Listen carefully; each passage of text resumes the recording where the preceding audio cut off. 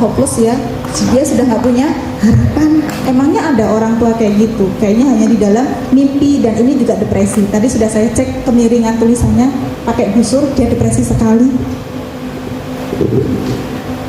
Ini sampelnya saja ya. Dan ini mempengaruhi perkembangan anak remaja kita. Kondisi seperti ini, dia bingung, nggak tahu, nggak jelas mau seperti apa besok, orientasinya mau bagaimana. Kasihan. Lanjut. Oh, di situ ya. Nah, ini yang kedua, faktor yang mempengaruhi perkembangan anak remaja. Diri anak itu sendiri. Bagaimana pertumbuhan badan dan kesehatan si anak selama ini mempengaruhi dia. Bagaimana dia akan berkembang. Apakah dia sehat, apakah dia sakit, apakah dia cacat. Bagaimana temperamennya si watak anak selama ini. Apakah dia pemarah, apakah dia cerdas, apakah dia penurut. Ini ada hubungannya dengan perkembangannya. Ada 3 temperamen pada anak. Temperamen sulit, temperamen mudah, dan temperamen slow to warm up. Ya, slow to butuh pemanasan dulu gitu ya, baru dia bisa cair gitu ya. Ada yang easy going ya, easy going ya dia mudah gitu ya, mudah beradaptasi. Ada temperamen difficult, dia gampang tersinggung, gampang marah-marah dan sebagainya. Ini yang mempengaruhi perkembangan anak remaja kita. Dan yang ketiga, faktor-faktor yang mempengaruhi perkembangan anak remaja kita adalah lingkungan. Anak kita di atas ya, insya Allah ya. Posisi lingkungan yang seperti di atas ya. Lingkungan di luar rumah, bagaimana teman-teman sebayanya, tipe teman-teman yang rajin beribadahkah, gemar merokok dan minum, suka ngebut-ngebutan, atau bagaimana budaya masyarakat setempat terkait dengan pola pergaulannya. Apakah ada pengawasan warga yang ketat, apakah ada jam berkunjung, apakah biasa bergaul bebas antara laki-laki dan perempuan. Ini lingkungan mempunyai pengaruh 20%, sekolah 20%, orang tua 60%. Apalagi kemarin BDR, ini penelitian 60-20-20 itu kalau tidak pandemi. Kalau pandemi pastinya peran orang tua lebih besar dari ini. Bagi remaja, merokok adalah lambang kematangan. Apakah begitu Pak? Begitu? Merokok lambang kematangan? Enggak juga. Dulu ketika remaja berpikir begitu nggak? Enggak ya, karena nggak nyoba rokok sih ya. Nyoba sih. Oh nyoba. Soalnya kalau dulu zaman saya remaja, teman-teman kalau laki-laki nggak ngerokok banci gitu katanya. Enggak juga. Berarti di lingkungan yang baik ya Pak ya. Dan biasanya anak remaja itu merokoknya tidak bareng-bareng, tidak sendiri di dalam kamar merokok, enggak. Tapi ketika ada temannya, gitu ya. Ini bagi remaja, merokok adalah lambang kematangan. Jumlah anak merokok di Indonesia tahun 2000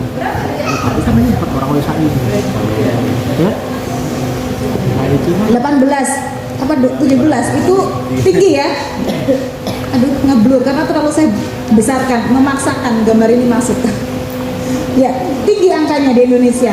Saya pernah diminta mendampingi di sebuah SD negeri di Kabupaten Purworejo yang anak-anaknya sudah mayoritas pada merokok. Kemudian ngelem juga. Selain merokok di SD tersebut anaknya suka ngelem. Ada yang anak yang suka menyayat-nyayat itu tangannya. Pernah pendampingan di SMP negeri di Kabupaten Purworejo, satu kelas itu ada 27 anak yang gini-giniin tangannya. Ada yang pakai cutter, ada yang pakai penggaris, ada yang pakai kaca pecah, pecahan kaca gitu ya, macam-macam. Itu memang ada challenge-nya ya. Itu tak kira ya dari Purworejo itu ya nggak neko-neko sebenarnya ya, sama saja dengan yang di kota-kota besar ya. Ngelem, menyakiti diri sendiri, self injury kayak gitu ya.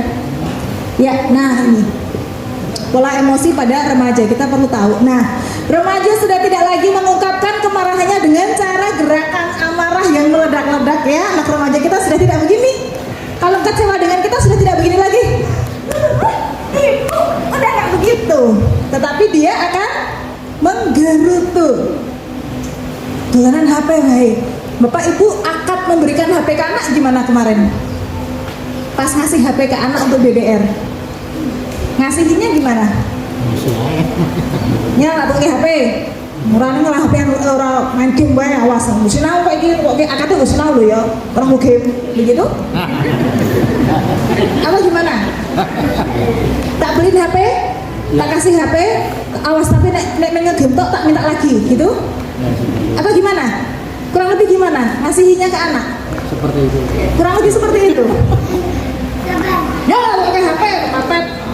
Awas anak juara, mesti fasilitasi begini juara, begitu? Apa gimana cara ngasih HP ke anak? Bilangnya gimana? Ya, tak tahu pakai HP. Sing sinau sing sregep ya le.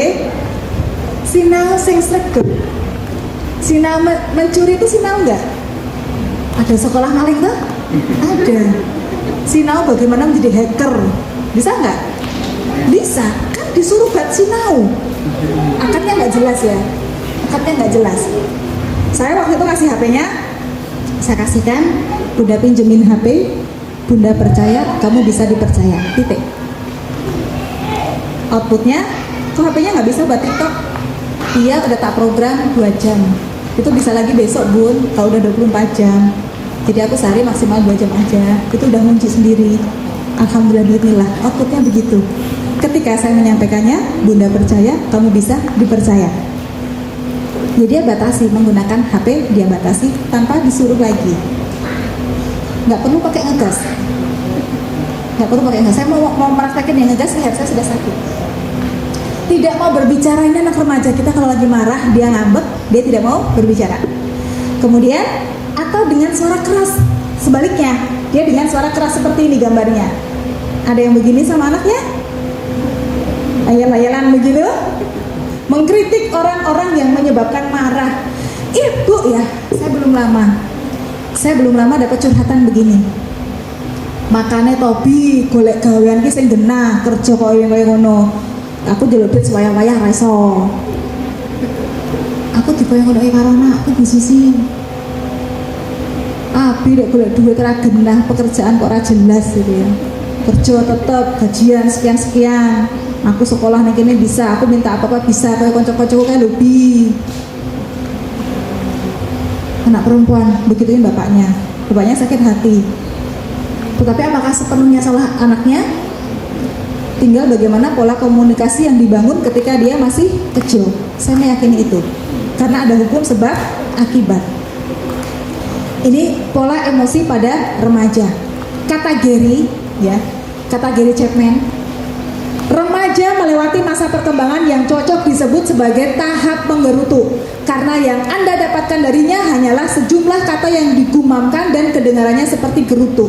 Ia menguji Anda, ingin tahu benarkah Anda mencintainya. Ibu, begini tuh karena ibu tuh sayang sama kamu tahu gak sih? Memang ibu tuh sudah kayak gini, ternyata kamu mencuri nama baik ibu, kamu melakukan pelanggaran di sekolah, ya Allah. Ibu malu banget, ibu kurang apa? Udah dinasehati kayak gini, ya Allah. Nah ibu sih marah-marah terus, ibu tuh marah-marah ya karena sayang. Kalau kamu tak biarkan, kamu mau jadi apa? Percaya nggak kalau ibunya sayang seperti itu? Kalau suaminya udah tambah kerja awan esok bengi sesasi nutup duitnya mbok tak sedina rong dino, ya Allah. Ibu percaya nggak suaminya cinta kalau begitu ngomongnya? Bapak istrinya, Mas wis dimasaki ngene dene ora dimakan. Lah kan sarep dek mau dipaksa kon makan bareng ning kendaraan. Ora penak to ngene dimakan kabeh mosok aku ora dhewe. Percaya kalau itu cinta? Ekspresi cinta ya, katanya cinta gitu ya, cinta kok marah-marah. Di sini ada sih, tadi juga ada ya, orang tua yang ideal, orang tua yang tidak marah-marah, mengekspresikan cintanya dengan cara gimana kalau sama anak remaja, yang friendly dong gitu ya. Kalau peluk anak friendly dari belakang, anak lagi main gadget ya, kita butuh bantuannya, peluk dia dari belakang. Itu pelukan sayang, pelukan persahabatan gitu ya. Seru banget sih mainnya. Nanti kalau udah selesai, tolong ya ibu dibelikan ini sambil dipeluk-peluk gini. Seru banget sih mainnya ya. Seru banget sih mainnya gitu ya. Bukan ih gadget, terus balik-balik pondok lah gitu ya. Terus balik-balik pondok, ngomong gadgetan bae gitu ya. Terus mari kok gitu ya. Coba deh dipeluk dari belakang gitu ya, digoyang-goyang gitu ya, anak suka gitu ya. asik banget sih, itu namanya game apa gitu ya. Anak saya cerita ya, ini game ini pun, nanti ininya gini, oh gitu ya. Ya. Oke. Dia menguji apakah kita mencintainya atau tidak. Dia sudah bisa, ini perkembangan kognitifnya begitu. Jadi tinggal ekspresi kita. Kita mengekspresikan cinta itu direspon, oh iya ya ibuku sayang sama aku atau gitu ya. Kita lihat, apakah kita pantas di sayang kok yang benar gitu? Apakah aku percaya ibuku sayang sama aku percaya bapakku sayang sama aku. Maka tugas orang tua adalah jadi teman bicaranya 1:9. Mulut kita 1, telinga kita 9 kalau punya anak remaja. Itu maka yang saya sampaikan ke kakak saya tadi yang telepon anaknya sesak nafas gitu ya. Itu lebih ke psikosomatis gitu ya. Wes pokoknya diampet, mulutnya mau bilang apa diampet, kamu gitu aja, udah lego nanti seperti itu. Bapak juga begitu dengan istrinya. Istrinya cerita macam-macam, halah jangan begitu kan nanti sakit hati, nanti dia ceritanya ke orang lain, aduh tambah berabe kan. Kan kenyamanan yang dicari. Jadi teman bicaranya bersikaplah terbuka dengan pemikiran atau perasaan anak kita, karena memang mereka sedang melalui masa-masa peralihan untuk menjadi manusia dewasa. Kita mendengar, bersikap terbuka, oh gitu ya. Contoh ya, anak saya suka BTS. Ada yang sama? Ada ya. Nonton BTS tuh nggak tahu saya hukumnya haram atau tidak, saya nggak tahu gitu ya. Tapi yang jelas anak saya suka gitu ya, anak saya suka. Saya tanya, apa yang kamu suka dari BTS? BTS itu keren bun. Dia itu menjadi salah satu duta WHO ya kalau nggak salah ya. Saya lupa ya WHO kayaknya. Dia jadi duta ini, sudah level negara dunia dia jadi duta. Terus dia tuh konser ke beberapa negara, tapi waktu itu dia sedang proses disertasi, dia lagi ujian disertasi, dia ambil S3 loh bun. Terus dia sukses, dia habis ke WHO, dia kemudian konser-konser, tapi nilainya keren gitu, nilainya bagus, saya nggak tahu kumlot atau tidak gitu. Dia ambil S3, semudah itu dia udah S3. Jadi ternyata dia melihat sudut pandangnya yang lain. Kemudian lagu-lagunya tuh tentang apa sih kalau BTS ya gitu ya? Itu tuh tentang meritik pemerintah mulakno. Masa remaja, masa membangkang pihak otoriter. Dia suka diajak mengkritisi pemerintah, ini remaja. Remaja itu malah mungkin lebih suka dijak membahas politik daripada mama gitu ya. Remaja itu suka mengkritisi kebijakan pemerintahan gini-gini, suka. Lagu-lagu BTS itu dia kan di Korea itu kan gini-gini, terus pemerintahnya tuh gini-gini, terus rakyat itu pada gini-gini, terus dia bikin lagunya kayak gini-gini, itu tujuannya untuk begini-begini. Dia bisa mempresentasikan itu. Terus tadinya saya bilang, kamu jangan lihat BTS nanti hafalanmu hilang, kamu tuh perempuan gitu. Apakah itu menunjukkan saya mencintainya? Tidak, bohong gitu ya. Tapi dengan ngobrol, oh gitu ya, kamu ambil nilai positifnya itu. Ya, bisa nilai positifnya yang diambil. Oke. Tapi jangan mengikuti budayanya yang nggak baik. Jadi teman bicara. Orang tua, kapan saya merubah font jadi begini ya? Kayaknya tadi enggak. Oh, beda ya yang tampil di situ. Maaf ya. Di sini nggak gitu loh ya. Orang tua seringkali merasa bahwa perkataannya haruslah didengarkan oleh anak, sehingga lupa bahwa anak sebetulnya juga ingin didengarkan perkataannya, ya. Kita menganggap begitu. Yang harus mendengarkan anak itu adalah yang harus mendengar itu adalah anak. Diomongi malah wangsulan begitu. Mangkel ketika anaknya wangsulan, ataukah kita yang tidak memberi kesempatannya untuk berbicara, mengemukakan pendapatnya? Padahal pelajaran SD kelas 2 tentang aplikasi kehidupan sehari-hari, permusyawaratan yang dipimpin oleh hikmat kebijaksanaan, kerakyatan yang dipimpin oleh hikmat kebijaksanaan dalam permusyawaratan perwakilan. Itu anak SD udah tahu. Jadi ketika orang tua tidak memberikan ruang anak-anak untuk berpendapat, di dalam hatinya bisa saja dia bohong kalau dia mencintaiku. Padahal anak remaja tadi sedang ingin membuktikan apakah orang tuanya mencintainya atau tidak. Dan yang sering terjadi adalah kita lupa bahwa anak sebetulnya juga ingin didengarkan perkataannya. ekspresinya ya kayak gini nih, yang sering terjadi. Ini membuat anak tidak dekat dengan orang tuanya sehingga dia nyaman bercerita kepada orang lain. Saya ngasih warning ke anak saya ya, kalau ibu itu ya, itu akan menjadi ibu selamanya. Kalau teman itu musiman, nek lagi cocok dia berteman, nek lagi nggak cocok dia bisa musuhan. Saya bilang begitu. Kamu berhati-hati ketika akan bercerita dengan temanmu, karena permasalahan anak-anak remaja apalagi yang perempuan dihianati oleh temannya, ya toh? Cerita gini, pas lagi cocok, pas lagi gak cocok dikandak-kandaknya koncone kayak sakit hati banget, jadi nggak mau sekolah, pengen pergi dari sekolah, akhirnya sudah diketahui teman-teman satu kelas misalnya seperti itu. Ini masalah remaja perempuan. Jadi cari teman yang sekiranya bisa menjaga rahasiamu minimal sampai kamu lulus. Saya begitu kan. Kalau nggak ada, kamu akan bercerita sama siapa? Saya bilang, Bunda siap mendengar segala ceritamu. Saya bilang begitu. Saya pastikan dia cerita sama saya. Dia pas ditembak, dia juga cerita. Aku dapat surat dari siapa? Anak dosennya Bunda. Kebetulan yang ngasih surat anak dosen saya waktu itu. Dua-duanya anak dosen saya di situ beberapa. Dua-duanya itu anak dapat 2 surat. Dua-duanya itu anak dosen saya semua. Oh ya, dikasih surat. Berarti kamu menarik. Apa yang menarik dari kamu menurutmu? Aku orangnya gini dan sebagainya. Jadi diskusi gitu ya, bukan terus gimana? Kamu balesin nggak? Awas ya kalau balesin loh ya. Enggak. Anak saya pernah dijambak ya, di sekolahan pernah dijambak sama temennya. Terus dia sedih gitu ya, dia cerita ke saya dijambak, besok dijambak gini gitu kan. Itu di tengah lapangan, nanti gimana dong diketahui banyak orang? Ya nggak apa-apa. Kalaupun Bunda dipanggil di sekolah, Bu Susi anaknya bertengkar gelut sama temennya gitu ya, Bunda siap datang ke sekolahan. Bunda akan bilang itu bentuk melindungi diri. Catatan kamu bukan yang memulai. Boleh aku berantem? Boleh. Boleh Bu. Anak membela diri itu boleh. Yang penting jangan memulai dulu. Boleh. Dikeplak, balas keplak. Ini yang sering terjadi ya, anak remaja yang konseling.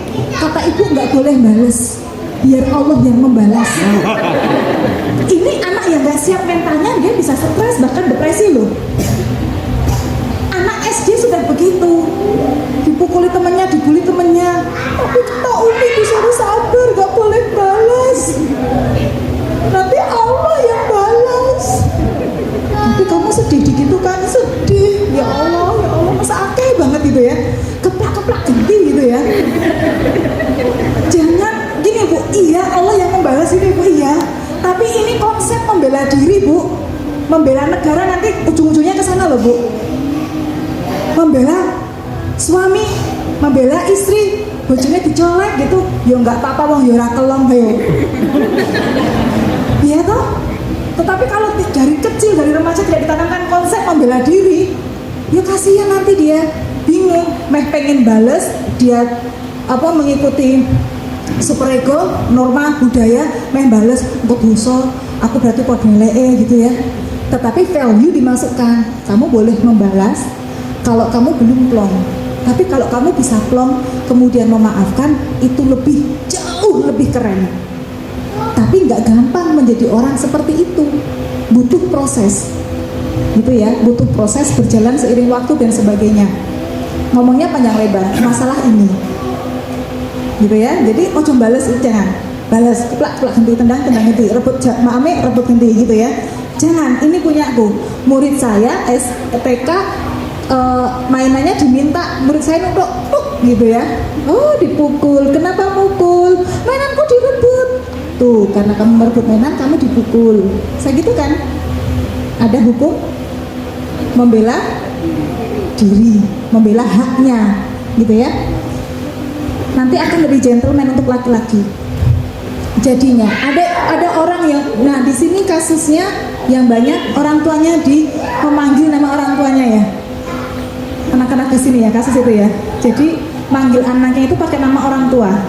Cara membulinya begitu, bully verbal gitu ya. Ini juga kalau punya harga diri, kamu boleh ngatain aku macam-macam, tapi jangan sekali-kali bawa nama orang tua aku. Dia jadi begitu, nggak apa-apa. Diajarin gitu ke temennya gitu ya. Jangan tabikan berbicara seks. Anak anak sedang mengalami perubahan seksual secara fisik dan psikisnya, maka mereka butuh teman bicara yang dapat memberikan informasi yang benar tentang seks.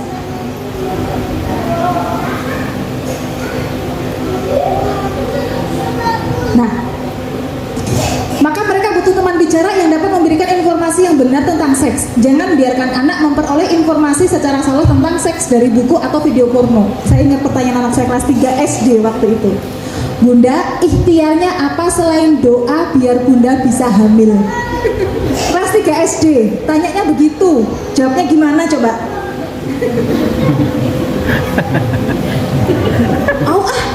Cari di Google. Tinggal pilih gambar atau video atau artikel. Mungkin nggak anak kelas 3 SD yang dibaca artikelnya. Yang paling enak mana? Videonya. Ketika kita merasa membicarakan seksual itu tabu, maka dia akan mencari dari sumber lain yang kita nggak tahu bisa dipertanggungjawabkan apa tidak. Di Lolo tetangga saya habis keguguran karena kecapean. Di Lolo dulu saya juga pernah nggak hamil ya, hamil. Saya pernah searching tapi nggak tahu ini valid apa tidak. Saya hamil anggur mulai hidati dosa, searching gitu katanya kurang protein gitu ya. Saya sampaikan dulu bunda hamil anggur kurang protein begini-begini. Kemudian tante itu pernah hamil tapi kecapean kemudian keguguran. Jadi menurut pendapatmu biar hamil ikhtiarnya selain doa apa? Saya kembalikan pertanyaannya. Dia jawab makan makanan yang sehat sama nggak boleh capek-capek. Ketika saya survei ke bapak-bapak, Pak, kalau ditanya anaknya kayak gitu jawabnya apa? Ya bapak tidur sama ibu. Potensi nggak anaknya sini bobok sama dikancani bapak, nonton TV. Kamu deket-deket bapak, kan aku hamil, bisa nggak begitu? Iya, karena informasi tentang seksnya nggak jelas. Terus yaudah, anaknya nyuruh-nyuruh, bapak ibu sekarang bobok masuk kamar gitu ya. Keluar udah hamil belum? Bisa nggak begitu? Itu kalau informasi tentang seksnya nggak jelas. Udah bicarakan saja. Kalau ada anak tanya, aku lahirnya lewat mana? Tapi kan baru 4 tahun. Itu artinya dia sudah siap. Kapan anak saya tahu? Kapan anak saya siap mengetahui aku lahirnya dari mana? Itu ketika dia sudah bertanya begitu. Kalau dia belum bertanya nggak usah dikasih tahu. Tak bilangin ada informasi menarik belum? Tahu nggak? Manusia itu lahir dari sini, nggak usah. Kalau dia nggak nanya nggak usah. Kalau nanya dijawab dari jalan lahir. Jalan lahirnya dari mana? Dari sini. Prosesnya begini atas izin Allah begini. Kalau dia sudah tanya, itu sudah siap. Meskipun dia baru 5 tahun. Saya juga nggak tahu kenapa anak saya berpikiran begitu waktu itu. Kata-katanya pakai selain doa, ikhtiarnya apa? Karena sekolahnya di SBIT kali ya. Jadi pertanyaannya itu ya religi gitu ya. Ikhtiarnya selain doa apa gitu ya. Ya Allah ya Rob. Biasakan membicarakan seks yang mencakup pengetahuan tentang perbedaan tubuh laki-laki dan perempuan, penis, payudara dan lain-lain. Ini saya juga terlibat penelitian teman saya tentang pelecehan seksual pada anak gitu ya. Itu juga sangat mengerikan. Di Purworejo kasus kekerasan paling banyak kekerasan seksual loh ya. Anak-anak harus mengetahui tentang efek kerja hormon seksual atas laki-laki dan perempuan, antara sperma, sel telur, menstruasi dan sebagainya. Tahu cara kerja hormonnya. Ketika saya survei anak-anak gitu ya, kalau tak pengen tahu anak kita sudah nonton porno, cara tanyanya gimana? Udah pernah lihat porno belum? Sudah pernah lihat porno belum? Begitu tanyanya? Kalau tanyanya begitu dijawab nggak? Nggak. Belum lama saya tanya ke anak saya, karena saya tanyanya secara berkala ya. Dulu SD saya tanya, SD kelas 3, SD kelas 5, kelas 6, SMP kelas 1 saya tanya. Sampai sok takon kayak meneh, waktu berjalan gitu ya. Saya sudah pernah tanya tapi saya tanyakan lagi. Karena anak saya sudah terbiasa ditanya. Kemarin saya tinggal pakai rasio 1 sampai 10, kamu nontonnya sudah sampai level berapa? Udah balik kan, udah gede kan. Jadi tanyanya beda dibandingkan yang dulu. Disamakan frekuensi dulu. Menurutmu yang saru itu yang seperti apa? Oh, yang pakainya bajunya begini. Oh, yang nggak pakai baju sampai seperti itu. Apa yang kamu rasakan saat melihat itu dan sebagainya? Ada tekniknya, tanya. Pengetahuan tentang efek kerja hormon seksual sudah ya. Tanggung jawab dan moralitas, nah ini penting.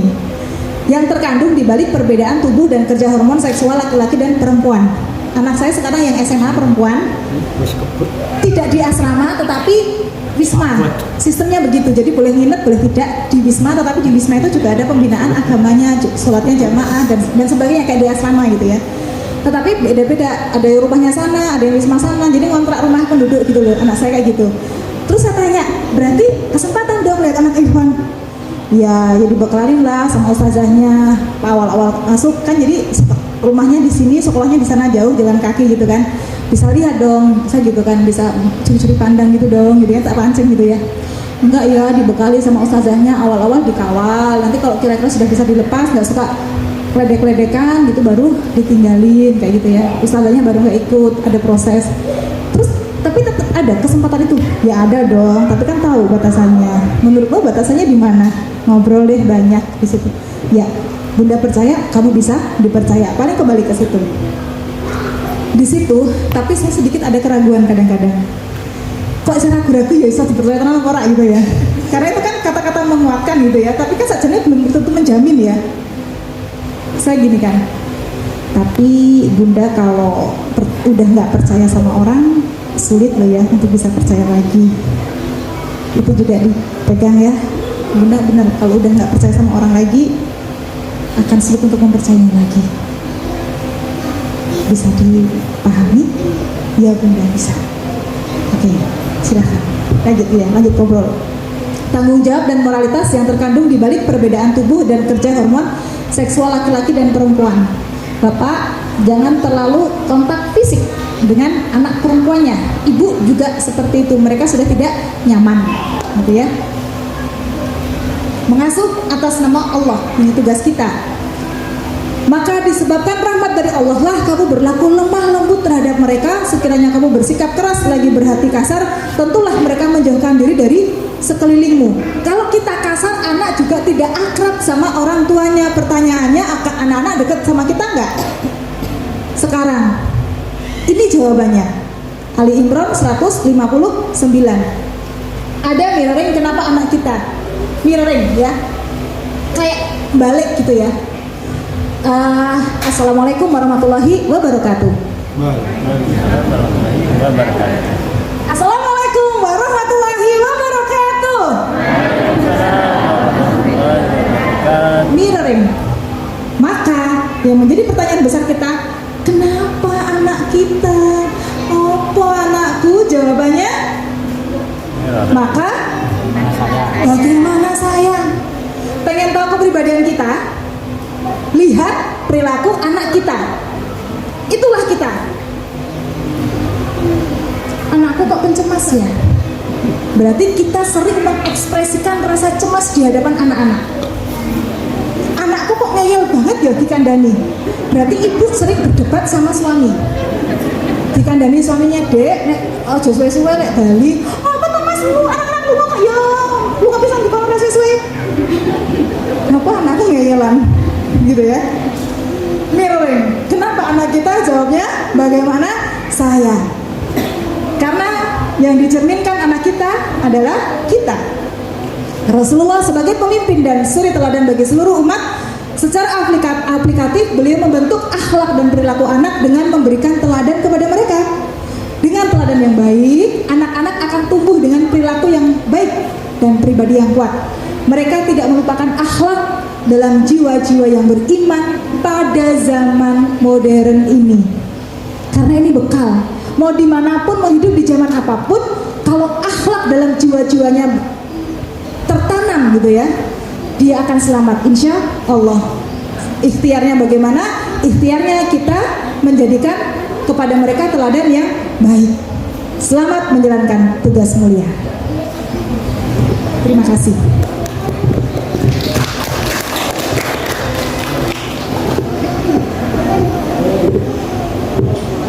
Terima kasih untuk Bu Desusi. Dilanjutkan sesi tanya jawab.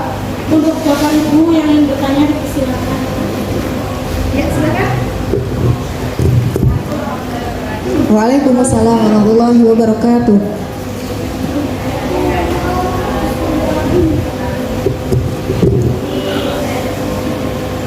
Bagaimana membayar perasaan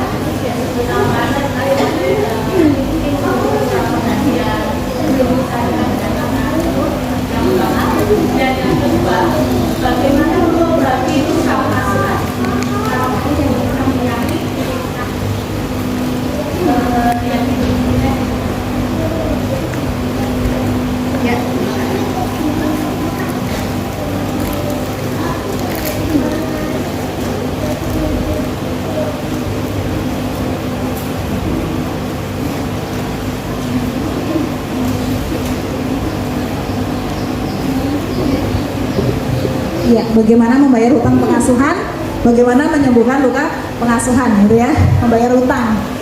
Ada yang punya pengalaman begini? Banyak. Cara membayar hutangnya gimana? Nah itu dia.